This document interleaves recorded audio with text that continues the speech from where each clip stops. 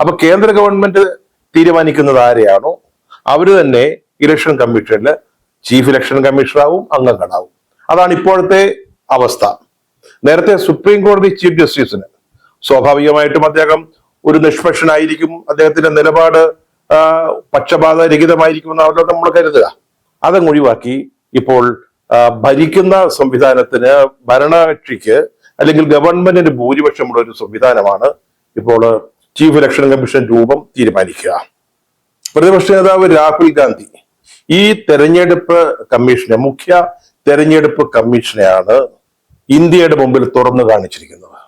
മോദിക്ക് അധികാരമേറാൻ വേണ്ടി, BJPക്ക് സർക്കാർ ഉണ്ടാക്കാൻ പാകത്തിൽ കഴിഞ്ഞ ലോക്സഭാ തെരഞ്ഞെടുപ്പിൽ ചീഫ് ഇലക്ഷൻ കമ്മീഷന്റെ ഒത്താശയോടെ വലിയ തോതിലുള്ള വോട്ട് കൊള്ള നടന്നു എന്ന് തെളിവുകളുടെയും ഡേറ്റകളുടെയും അടിസ്ഥാനത്തിൽ രാഹുൽ ഗാന്ധി വളരെ കൃത്യമായിട്ടൊരു ആരോപണം ഉന്നയിച്ചിരിക്കുക.